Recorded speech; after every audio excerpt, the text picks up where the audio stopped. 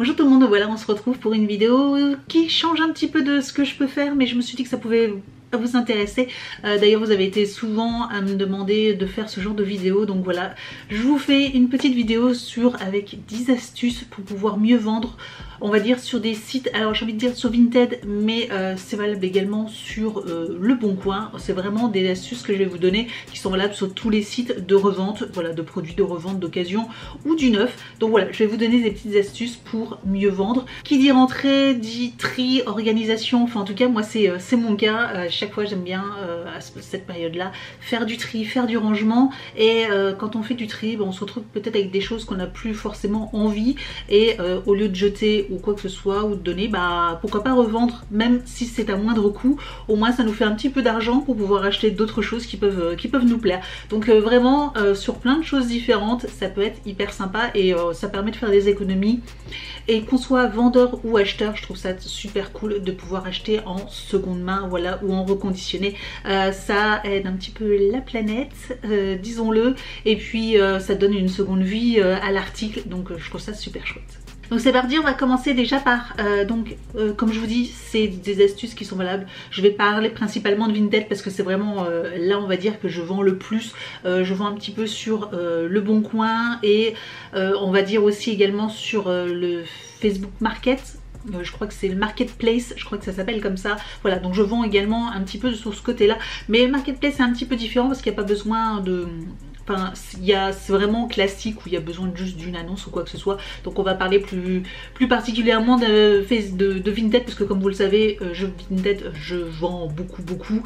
Je suis à pratiquement 500 ventes, et des centaines d'articles de vendus. Enfin, voilà, je pense même que j'ai peut-être même atteint les 1000 articles vendus, je pense.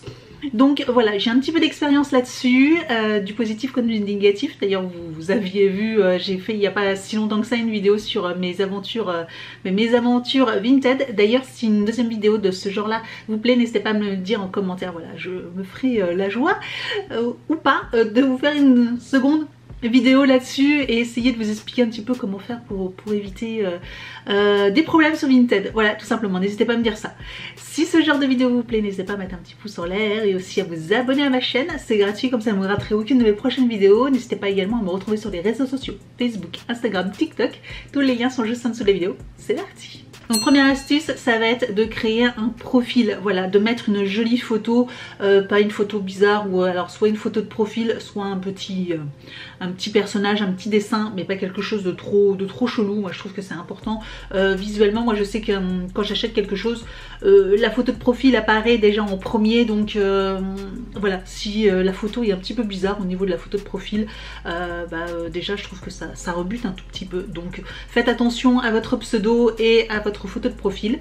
N'hésitez pas également à mettre une petite description. Alors ne mettez pas un pavé, hein. Moi j'ai déjà vu des personnes qui mettent un pavé. Moi j'ai un texte comme ça aussi où j'explique un petit peu les règles de mon Vinted, où je dis je ne veux pas d'échange, je ne fais pas de réduction en dessous d'un article ou quoi que ce soit, et finalement les gens ne le lisent jamais, donc voilà quoi, hein, donc obligé de le répéter assez souvent, mais ça c'est autre chose. Mais clairement voilà, un petit descriptif de vous rapidement avec une jolie photo, un pseudo plutôt sympa, et tout ira bien.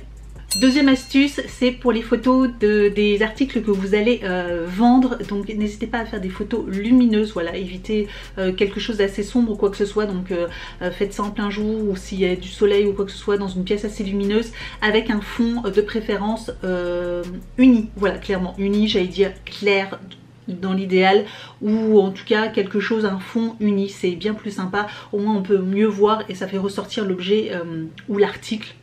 Voilà, l'article que vous voulez vendre. Troisième astuce, si vous vendez un habit, l'idéal c'est de vendre, c'est de le porter, c'est de porter l'habit. Si comme moi vous vendez des habits, ou des fois ça arrive très souvent que vous vendez des habits parce que les vêtements ne vous vont plus, hein, voilà, ça arrive aussi.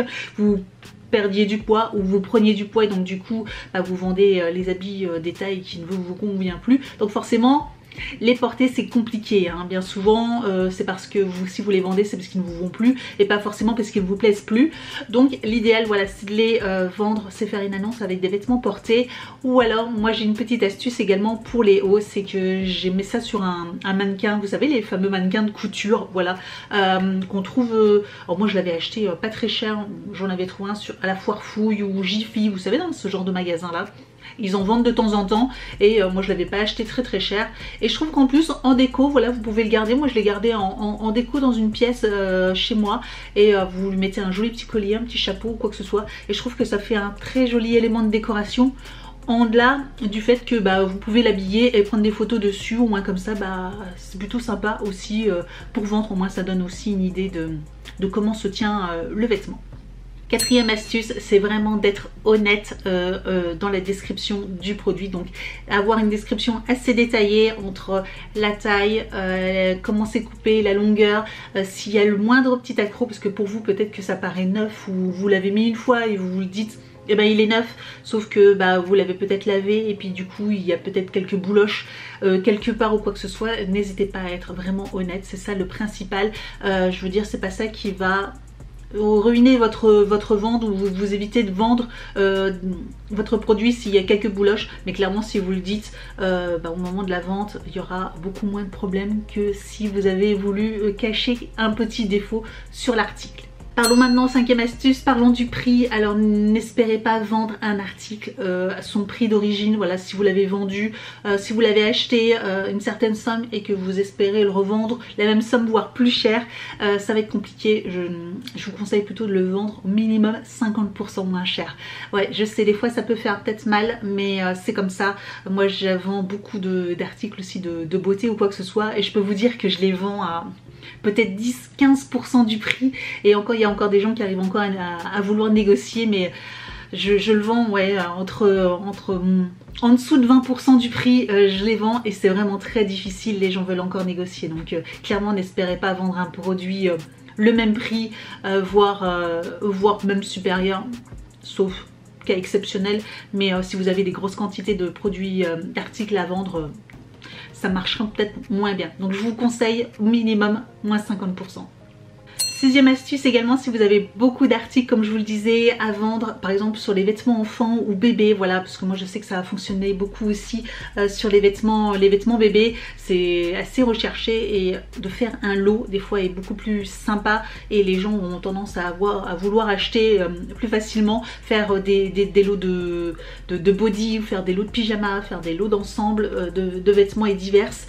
C'est quelque chose qui fonctionne beaucoup plus et qui donne qui est beaucoup plus facile à vendre que de les vendre à l'unité et en plus pour vous ça sera beaucoup plus simple également que de faire 10 annonces au lieu de faire un lot de 10 articles. Vous faites un lot au lieu de faire, vous ferez une annonce que de faire 10 lots et essayer d'en tirer peut-être un petit peu plus, mais finalement tout ne partira peut-être pas. Donc voilà, je vous conseille si vous avez des fois des grosses quantités de vêtements à vendre, de faire des lots.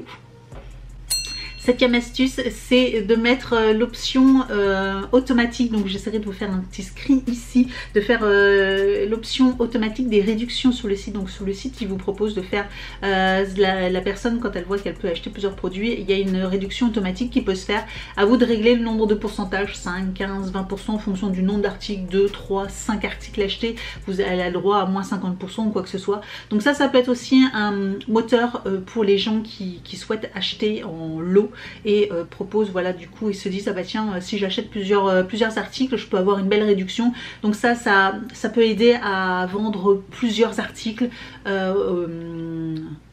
pour aider à vendre plusieurs articles, voilà, pour faire pour attirer les personnes à faire des lots plutôt. C'est une option, alors je vous dis que c'est une astuce, après tout dépend, moi je l'ai beaucoup utilisé, ces derniers temps je l'utilise beaucoup moins parce qu'en fait j'ai baissé beaucoup mes prix de vente et en fait maintenant j'ai enlevé l'option. Par contre si on vient à m'acheter comme je le dis minimum 3 articles, généralement là à ce moment là je fais une réduction, mais en fonction du prix que vous vendez vos articles, voilà, moi je les vends vraiment pas cher du tout, généralement je suis la moins chère ou la moins chère ex aequo des articles que je vends au moment où je fais l'annonce sur le site. Voilà, je m'organise comme ça.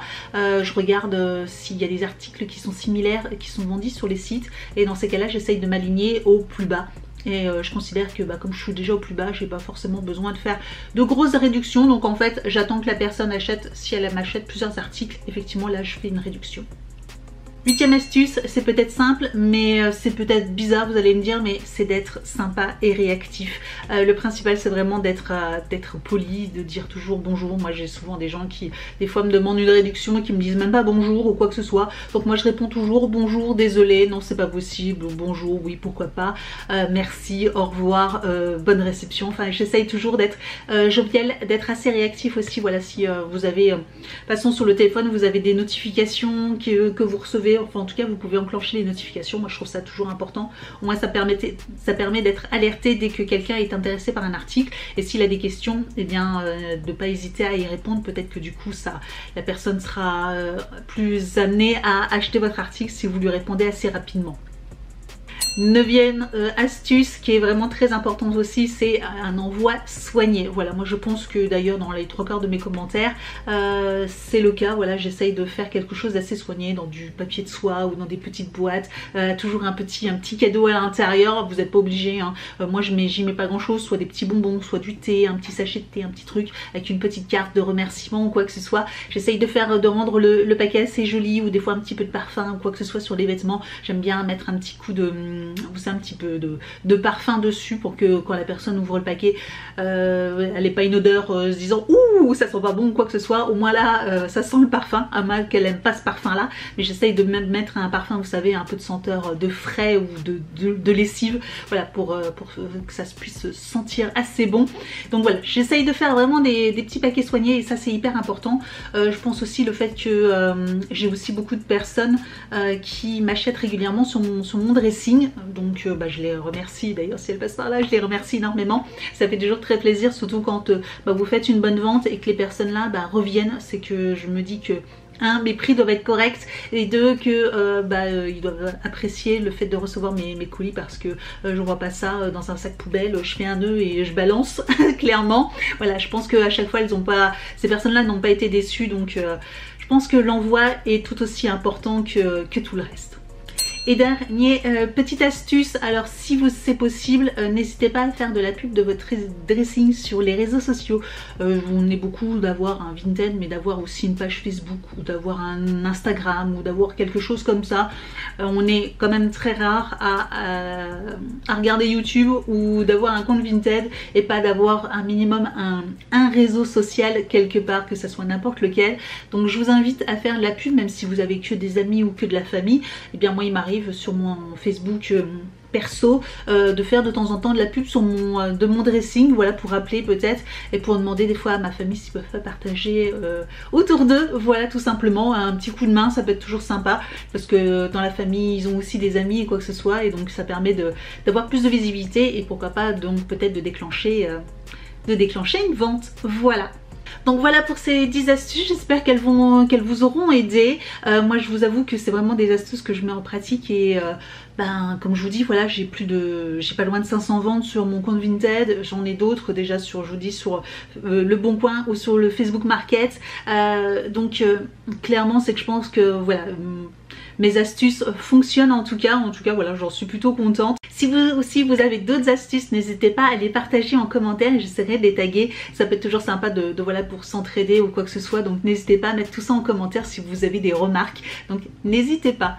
Merci d'avoir regardé cette vidéo, et je vous dis donc à très bientôt. Ciao!